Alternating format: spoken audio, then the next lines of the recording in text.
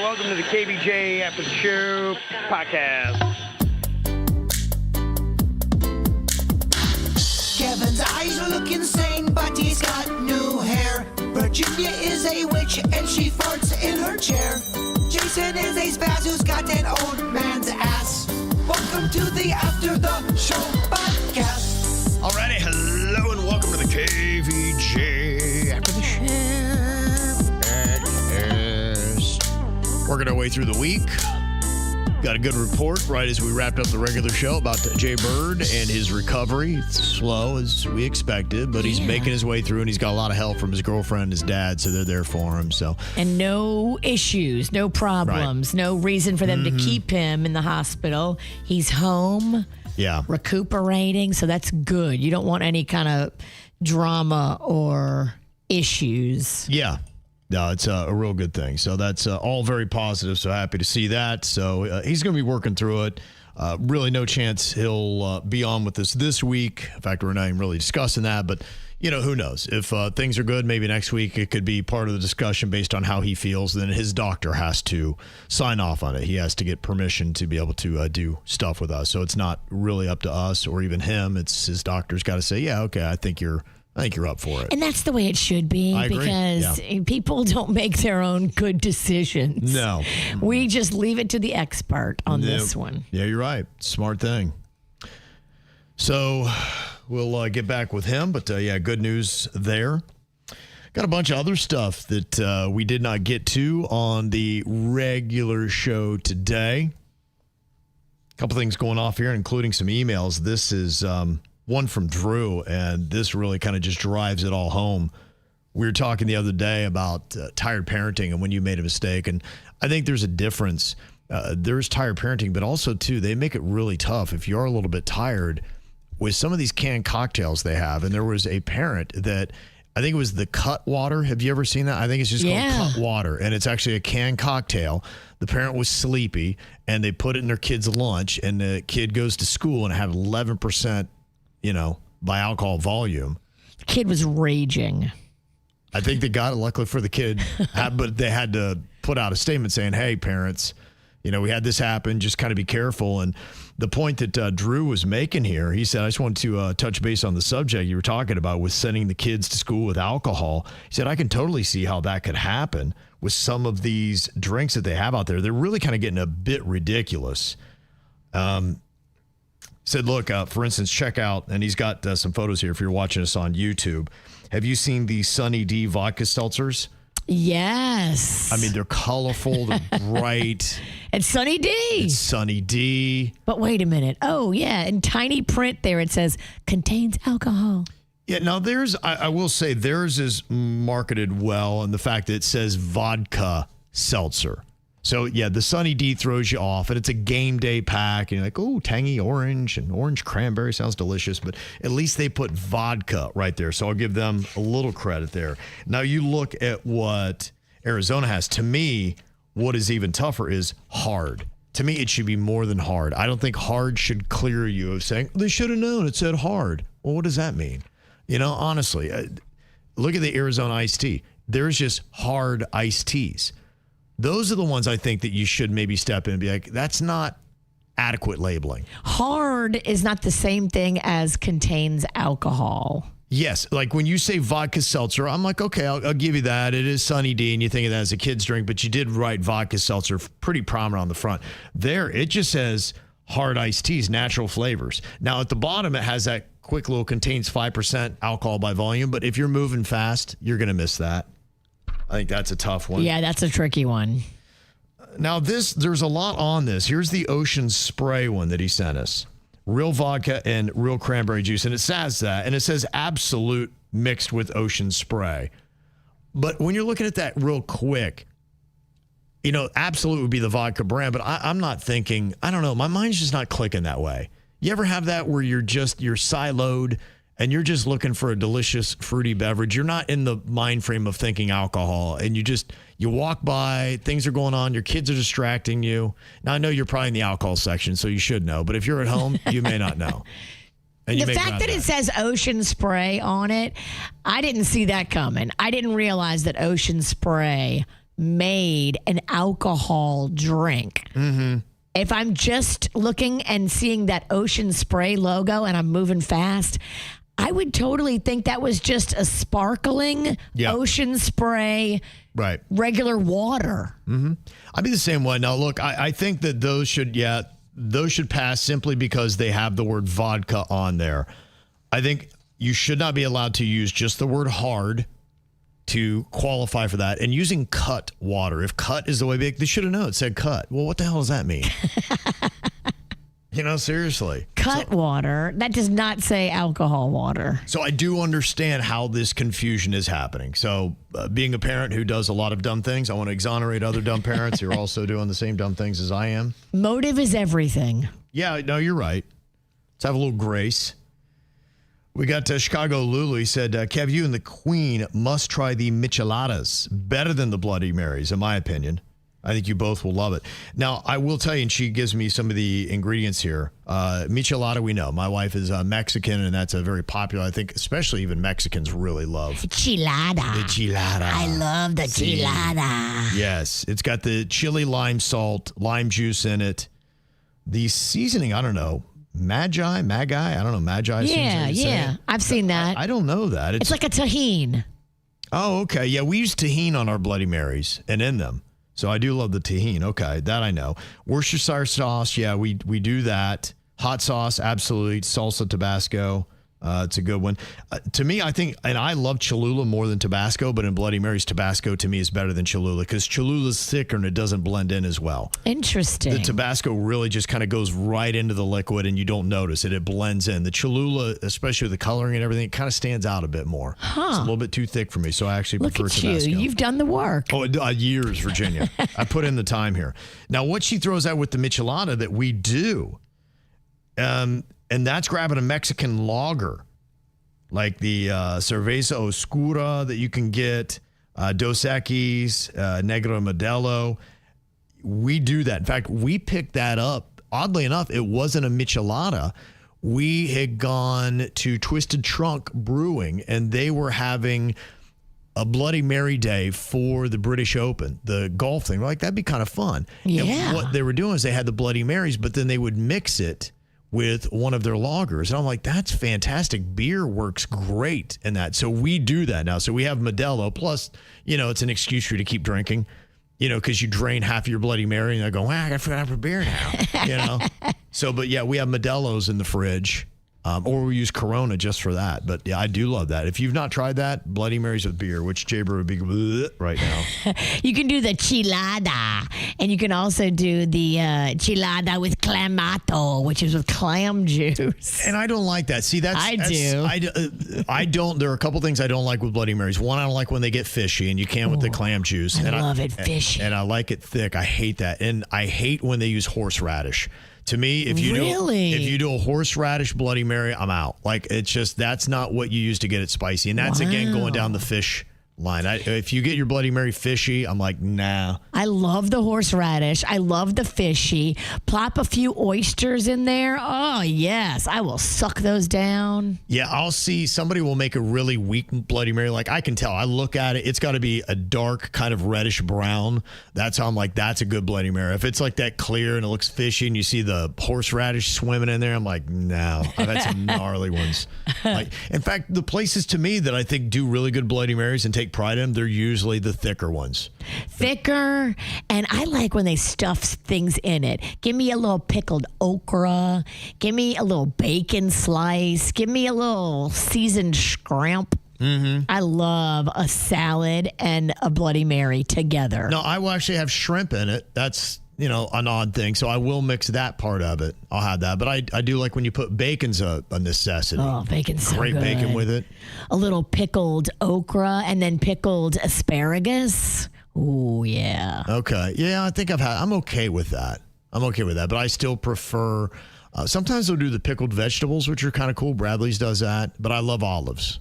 To me, olives and cocktail onions. I don't do the cocktail onions with it. Oh, I like those. Yeah. So I'm very, I know what I like on mine, and so I'm very specific. But that's the cool thing about a Bloody Mary. That's why I love a Bloody Mary bar, is I think probably no two people really love the exact same things for their Bloody Mary. You're right. And so when you got a Bloody Mary bar, then you can, help yourself with whatever you're doing. And Chicago Lulu said, yeah, Michelada is a good hangover drink. And it is. That's why we're typically drinking them on Saturday and Sunday mornings. It's great. Like you because rebound. we hit it hard. Yeah, you hit it hard on Friday or Saturday night. You get right up, you have a Bloody Mary, like, okay, I'm feeling good again. I can live. I know they say that the hair of the dog doesn't work, that you're just putting off the inevitable. I don't know. I disagree with that just because I've lived it. Now, you may say that and whatever, but I've kind of... when you ride that out, I'm like, okay, it seems like an easier way to let yourself down. I've done the work. I am the lab rat. Right.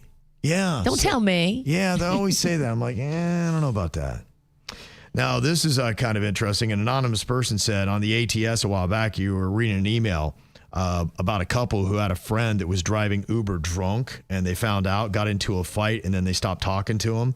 Well, I am recently sober, and before that, I gave thousands of rides on both Uber and Lyft over years, and I was drinking and or on drugs all day, every day. Oh, no. Just because a driver passes a background check does not mean you can trust them to be your designated driver. It just means, like me, they never got caught. Whoa, that's scary. Yeah, well, it's probably good reason to, as you get in the car, do a quick little sizing up. Even if you looked at the photo and you match it, just kind of maybe do a one-over just to make sure before you let that person take off. That you Is think he okay. holding a chilada? Right. Check and see. Yes. Yes, you might want to look at that. Well, this is a good little update. Now, this is only what Chrissy is saying, but she said, I saw reports that Inter Miami had banned Lionel Messi's bodyguard from coming onto the field and patrolling the sidelines in 2025. What? Probably explains why he got tackled by that fan in Puerto Rico last Thursday.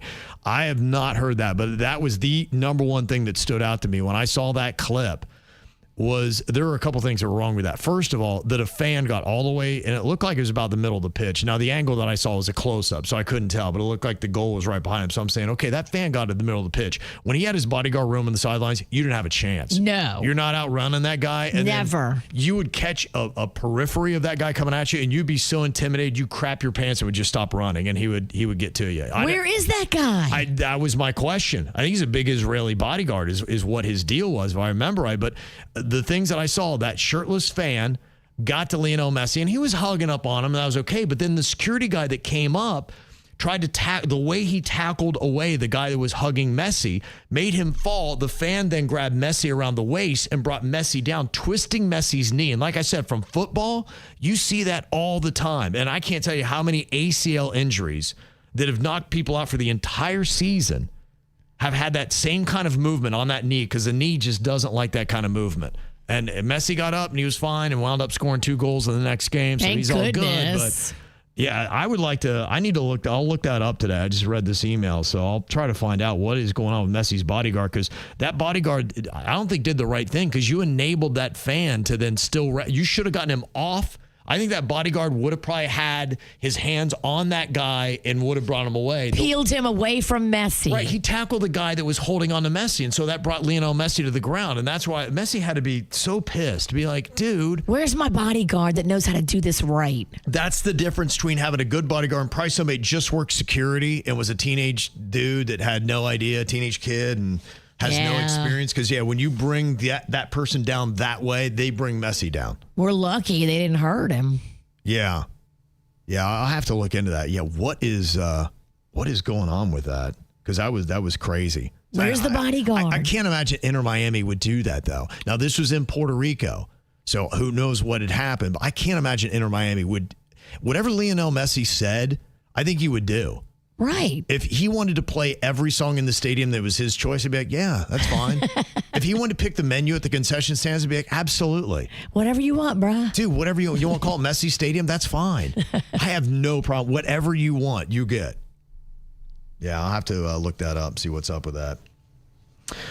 Some other stuff that is going on here. I thought this was kind of interesting. I don't know if this is any kind of trolling or what's been happening. We're still trying to get the Burger King. I don't know if he's CEO or president, or I've seen both described for him. But yesterday we were talking about the McDonald's CEO.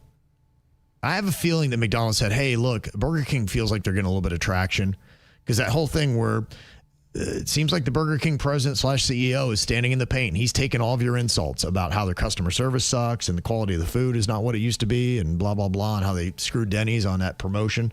So, he's getting an earful. We've been trying to get him, but it seems like he's actually trying to make some calls to some people. And then they had the CEO, and we played this yesterday, him trying the new Big Arch Burger. This is the McDonald's guy. Yep, that they've wheeled out because I think they said, you know what, we just got to get our head guy out here. We want some of that shine. Yeah, they shouldn't have got this guy out there because this guy doesn't have the pizzazz. And people were really railing on how he reviewed the new Big Arch Burger, which, by the way, if anybody tried that yesterday, let me know. Is it any good? Because I just came out. Here was the review, if you missed it, of the CEO of McDonald's trying the new Big Arch. The Big Arch. I'm going to do a tasting right now, but I'm going to eat this for my lunch, just so you know. Here we go. First, holy cow. God, that is a big burger. First of all, let's try to get this thing. I don't even know how to attack it. Got so much to it. All right, the moment of truth. All right. That is so good. That's a big bite for a big arch. Yeah. I think either you have it or you don't. You have it or you don't. That is such a true statement. And I think sometimes people in power, they don't have it. Maybe he has the business acumen. Maybe he's great with a spreadsheet. Maybe the P&Ls he's all up on. Yeah. But that on-camera charisma is not something that everybody can do. It's just not. Yeah, Cesar said the video was so cringe. It looked like somebody's holding a gun to his head to eat the Big Arch Burger. Like he was like, oh, do I have to? Who took him hostage? Yeah, I'm wondering, honestly, how often does he eat his own food? He obviously doesn't because he called it product. He also said, I'm going to eat this. Right, he's not. This is going to be my meal. And he said it like he's never done it before. Right, you're right. It's like it was only a commodity to him. It wasn't a part of his life. I don't think you know how to talk to real people because you're obviously not a real person that gets communication. Well, and you could debate that as well.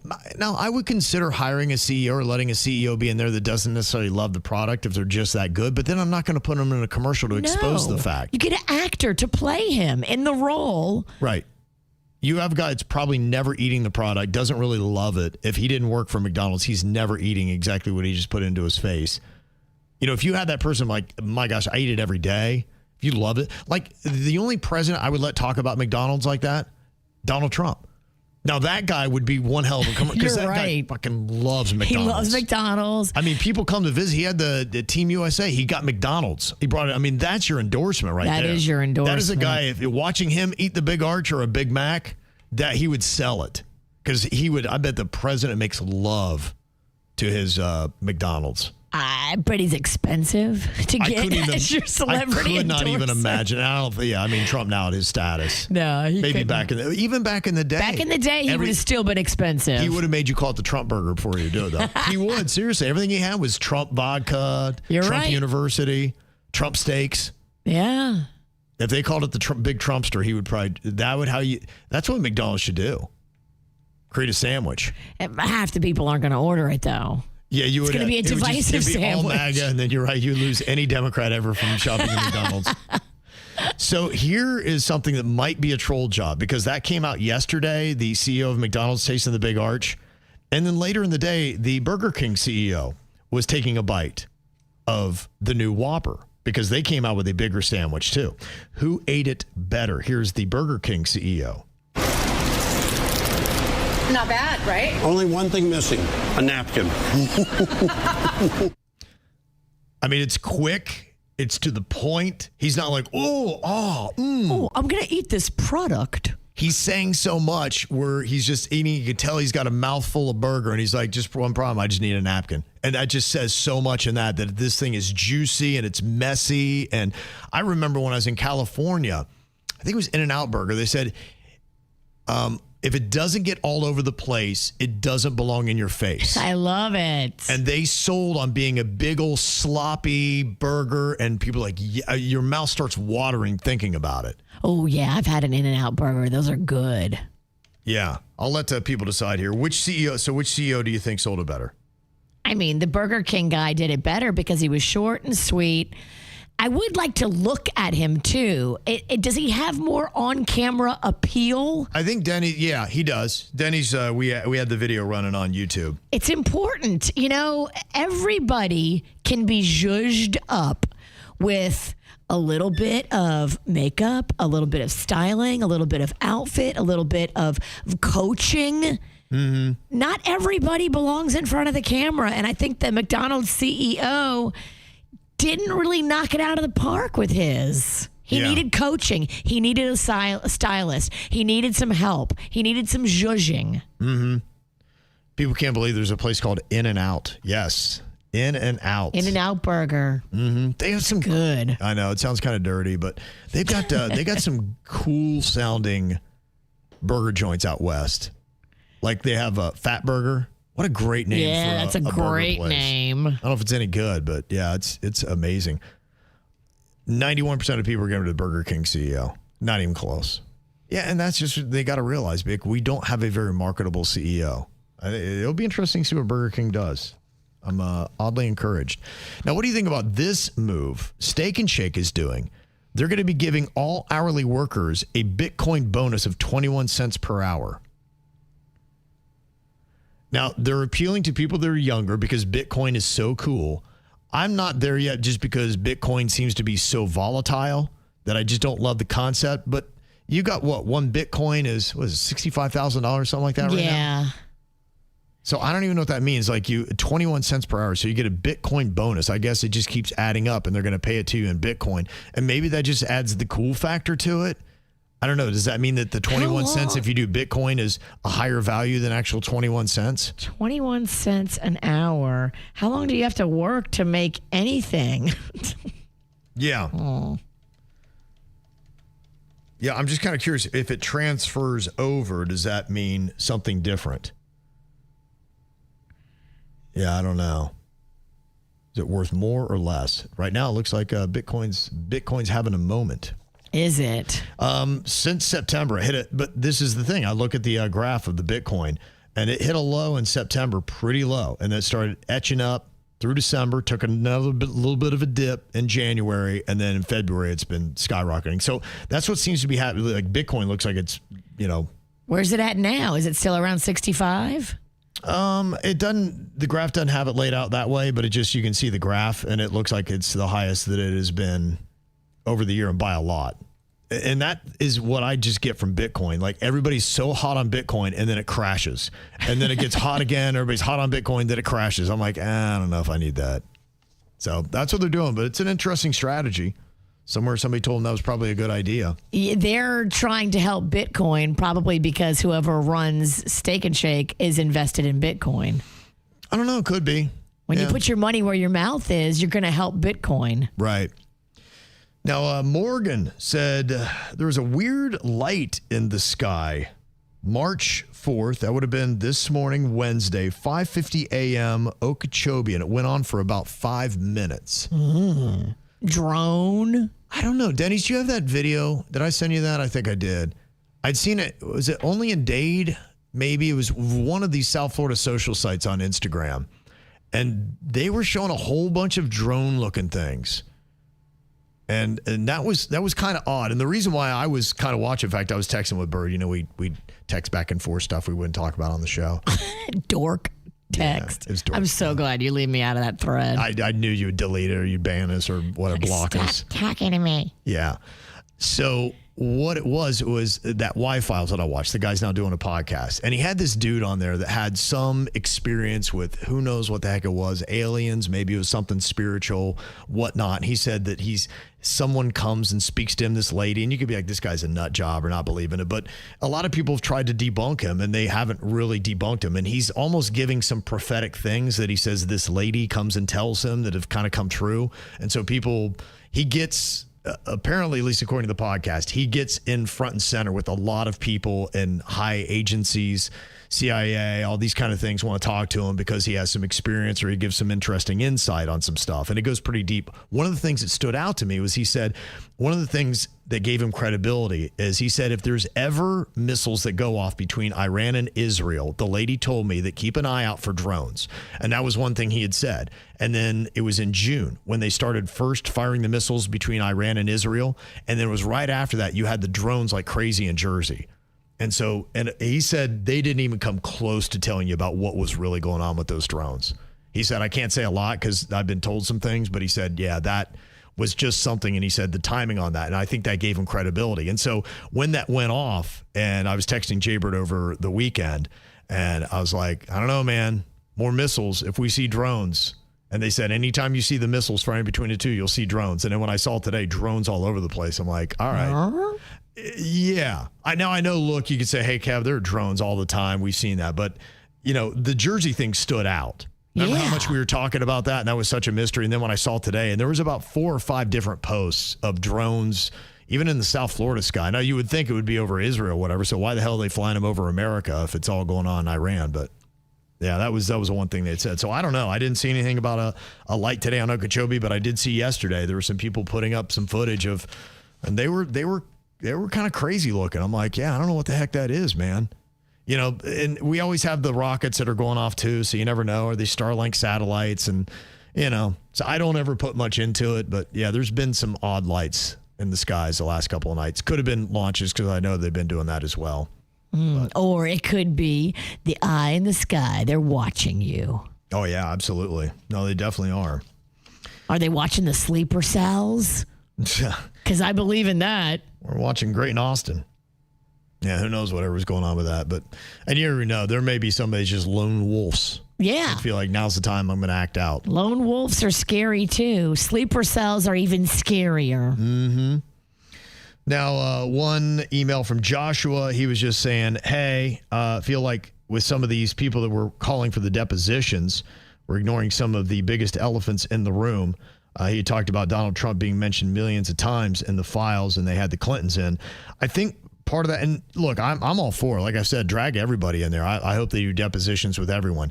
I do think it is going to be tougher to pull in a sitting president who's dealing with a war in Iran right now to get him down for an Epstein deposition. So I think that Donald Trump will dodge any depositions the entire time he's in office.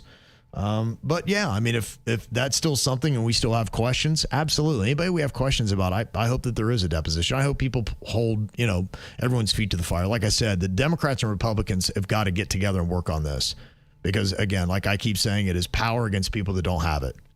Well, some people are saying that it may bring down the whole system, just how far-reaching the filth is. Mm-hmm. And then other people are like, well, then maybe the system needs to be brought down. Yep.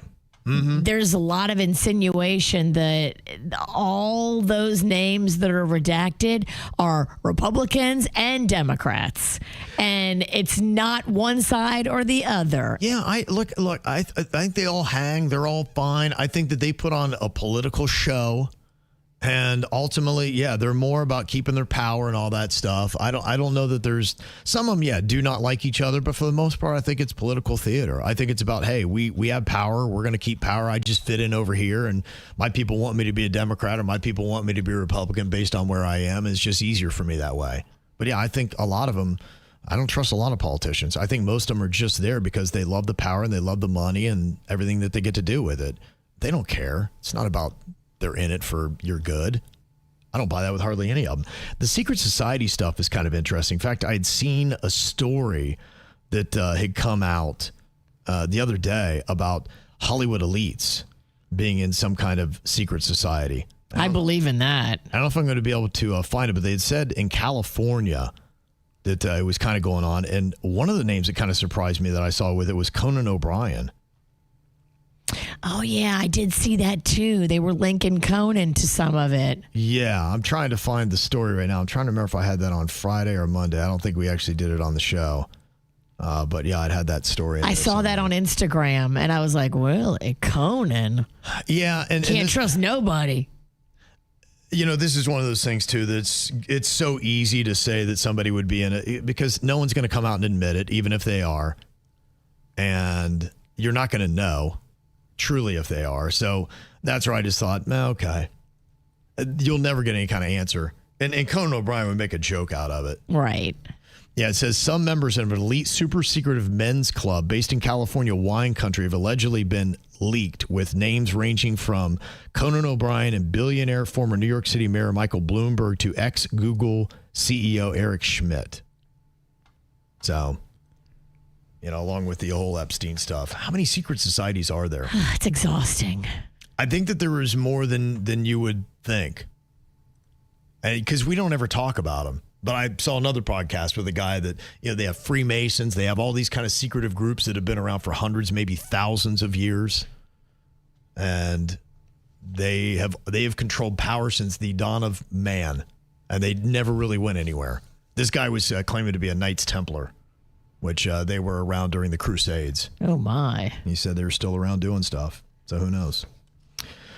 Some other interesting things, talking about the Epstein stuff and what's happening in Hollywood.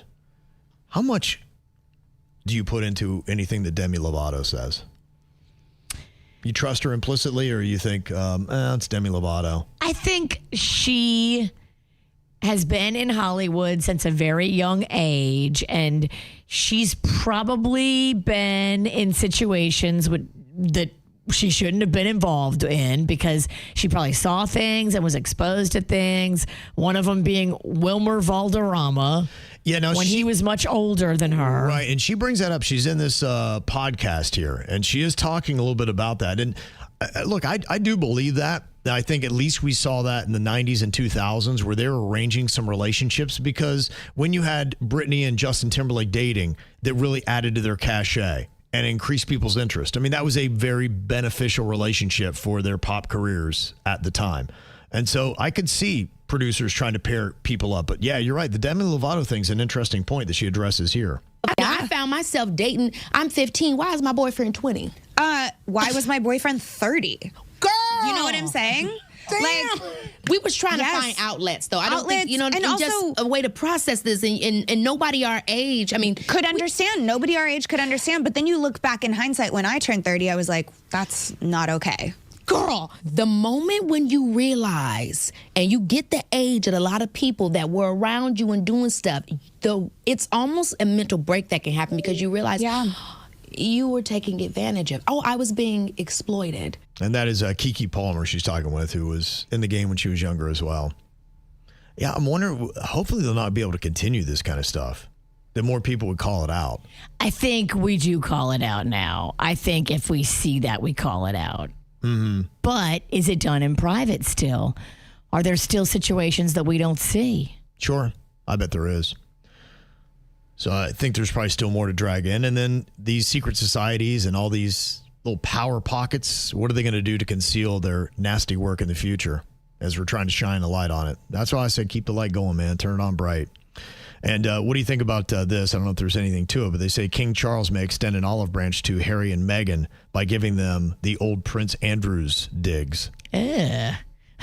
Who wants that crusty old guy's place? Y'all got to clean that thing really well. Oh, can you imagine what kind of sins happened in those four walls? I don't know if he ever did anything there, though. That's what I'd say, because he's not going to bring that back and flaunt that, and that's why I think he really was freeing for him to be here in Palm Beach.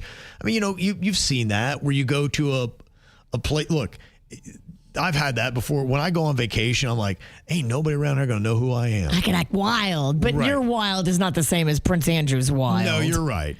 But I do know that mentality of saying, okay, I'm in a place that, the scrutiny is not as strict. So this is a chance for me to be able to get a little nutty. I think anything that Meghan and Harry can do to undo the damage of him leaving his family is good. So you think it would be a good move if that is offered for them to go, and I don't think they would leave Los Angeles. Yeah, don't go permanently, but make it like a place where you can go and break bread and be together as a family again so that their children get to know that their grandfather loves them. Mm-hmm. Yeah. I mean, I don't want to see anybody's family torn apart, even though I do think that family killed Princess Diana. Who knows? Could be part of it. Yeah, I feel like we haven't fully drug that one out either. When I die, am I going to find out all the answers to all of these conspiracy theories, or am I just going to die and never find out the real deal? You don't know. I really would like to know. I doubt you will. I don't think you will. I think when you die, I don't think you'll care. I care. I feel like I'm going to care. You care now. I think when you step to the great beyond, you'd be like, dead me's going to care. Okay. I don't know. I want the answers. That's a great question. I don't know. Will you be told? I don't know. I don't think it's promised to you. There's nowhere it says that you will find out who killed Kennedy on the day you die. Don't think I've seen that with any credibility written anywhere. The thing that really kind of threw me, and I was confused, I was looking a lot at that Jim Carrey footage that had happened where he popped into that award show and did it in French. And I was like, I don't know. I'm like, it seemed like a prank Jim Carrey would do. And then I was just kind of flipping through and I saw there was this dude on there. He's like, no, it was me. And he's like, he showed the how he put prosthetic face and all that stuff. I'm like, all right. So I just kind of dismissed him like that was fake. And now, turn around, apparently it was Jim Carrey. And he's kind of insulted that people thought it was somebody else.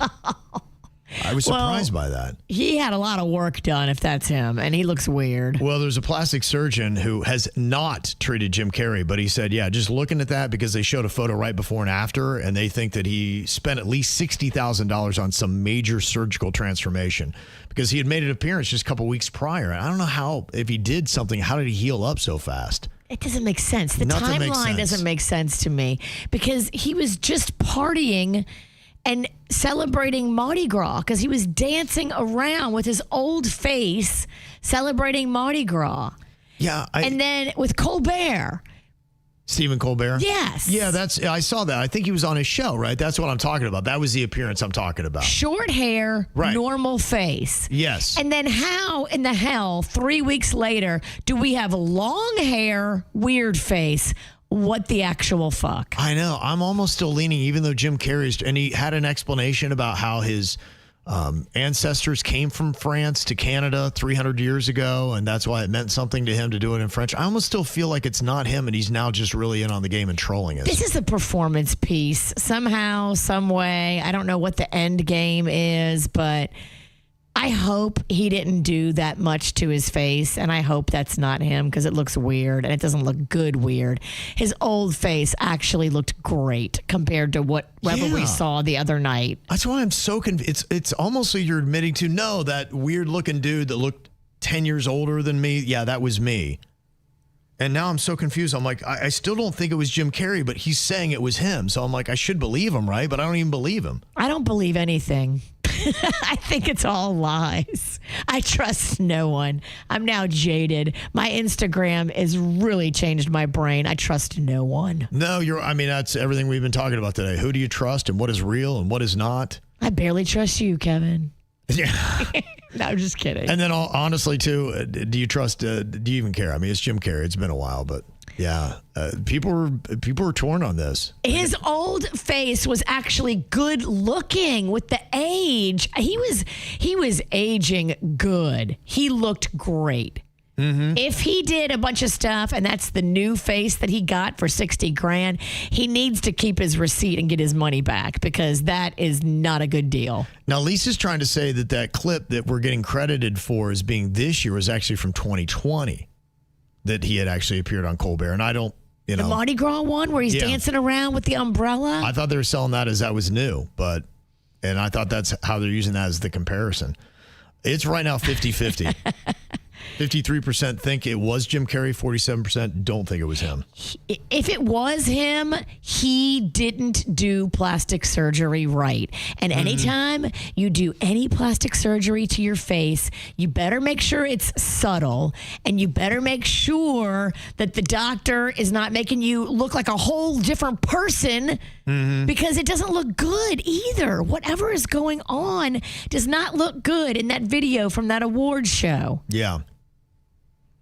There's somebody I got a lot of sympathy for. Have you seen anything of these struggles that Chriistina Applegate is going through? Yes. Oh, bless her heart. I do. I feel so much for her. I saw an interview, and she has a memoir, You with the Sad Eyes, and she's talking a little bit more about, in the 80s when she was growing up, she was a heartthrob, and The gorgeous girl. She could have her pick. Yeah. And she said back at the 1989 MTV Video Music Awards when she was 17, she went with Brad Pitt. She was Kelly Bundy, right? She was the hottest thing on a show called Married with Children. Yep. And everybody was like, oh my gosh, she's incredible. Yeah, she was 17. He was 26 at the time, but she was his date to the MTV Video Music Awards. With her mom. And she apparently started flirting with Sebastian Bach, who at the time, was the lead singer of Skid Row, and they were hot. I mean, they were a hot band. She had that look where she belongs with Skid Row. She did. Yeah, it looked like a better fit than the Brad Pitt. So apparently at the MTV VMAs, she ditched Brad Pitt. Can you imagine? And then her mom had to drive Brad Pitt home. Her mom stayed with Brad Pitt, and she went off with Sebastian Bach. That is so rock and roll Hollywood. And apparently Brad Pitt was salty, wouldn't speak to her for years after that. And then she realized pretty quick that actually Sebastian Bach was in a long-term relationship and had a 1-year-old. Oh, damn. You left Brad Pitt for Sebastian Bach, and he's already committed somewhere else. Right. Fumbled the bag. Damn it. Yeah. And oddly enough, I saw Sebastian Bach is now the new touring lead singer of Twisted Sister. Really? Mm-hmm. Where's Dee Snider? He's not healthy enough to tour any longer. And they wanted to do a 50th anniversary, and so they're going to call it off. And Twisted Sister said, screw you. So they got Sebastian Bach. Damn. What's the matter with Dee? He has health issues. Oh. He's an old bitch. Look, Dee, I get it. From one old bitch to another. I hope you get your legs back. That's it. And got an email here from Taylor explaining why she likes the live version of the regular show and watches with the music and commercials. She says, I like the idea of just keeping them on for a few days. I think the only reason why people want to hear the commercials is because they don't live there anymore. Like I live in Orlando and I don't hear these commercials anymore. So when I hear them on your show, it's kind of like white noise brings comfort, like Jason listening to zombies at night. We all find comfort in weird things. And if anything, probably keep a few episodes hidden with the commercials so that if you ever do listen to them and boom, nostalgia happens. Or pick your favorite one, like when you guys talk about the company that is sponsoring you at the moment. I love the moving people one you guys talk about. So she loves the Good Greek ads, oddly enough. And so it just makes her feel like she's more in South Florida. Well, I'm happy to hear that because Good Greek pays my bills. So if you like them, that makes me very happy. That's right. And you miss all the Top Dog ads without it. Top Dog ads are a lot. They are something. They are something. So if you missed that hack yesterday, what you do is if you do like the commercials and the music, when the live version happens as soon as the show's over, you just go in there and you click like. And then when you go to YouTube, you just go back through all of the liked shows that you have. And then even though after we unlist it, it'll still be there for you to watch. If you've liked it. Yep. You just have to go and like it quick. And like I said, you'll have 3 days to do that. I wait for like 3 days and then I unlist them. Gotcha. So clear up the clutter. So there you go. All right. Well, learn some more stuff again today. Thank you for the emails. Always send them to us, mail@kvjshow.com. Working our way through a week without the bird. We'll hopefully have an update on him and maybe a video, too, to see how he's doing. I know he likes talking to the people. Yes. Good idea. Let's hopefully get a video. So keep an eye on our social media for Jbird. Go and follow us on any platform where you are at KVJ Show. We'll see y'all back here tomorrow. Goodbye.